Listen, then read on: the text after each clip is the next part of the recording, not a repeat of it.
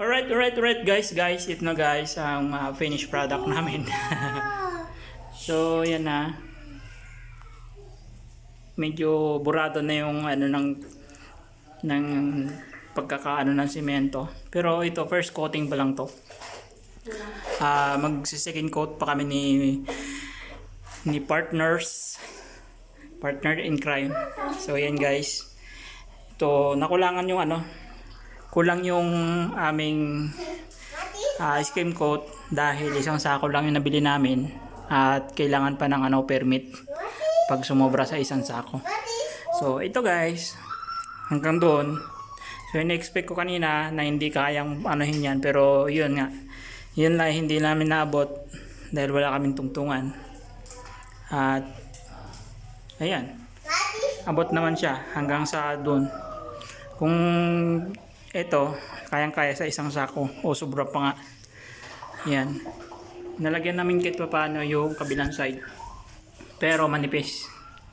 Ito naman sa kabila, yan. Medyo manipis na yan. Kita natin, di ba, bumabakat pa yung ng semento. Pero yan, first coating pa lang yan. So, abang-abang guys sa mga next na project namin ng partners in crime. Ayan siya, pagod na pagod. Oh. Pagod na pagod. At ito naman yung tagagulo lang. Hi guys ka! Hi guys! Ayan o. Pawis na pawis. Wala kasing electric fan. Tsaka wala pa to. Hindi pa nakakabitan ng kuryente.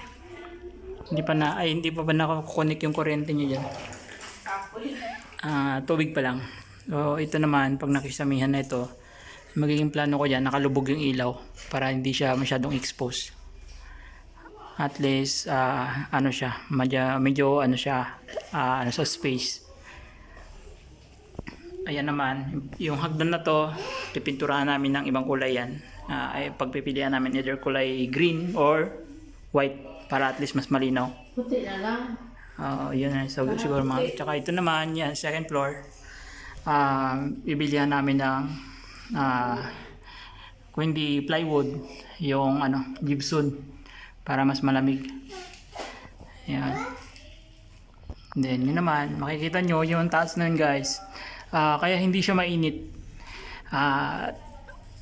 Meron siyang styrofoam at the same time meron ding solar panel na nakapatong sa bubong. Kaya nabablock niya yung init. Walang tumatagos na lamig na init dito pababa. Puro lamig lang. Kaya magtatatambay ka dyan kahit walang electric fan sa taas. Malamig pa rin guys. So ayan guys, bye bye, hanggang dito na lang. Bye bye.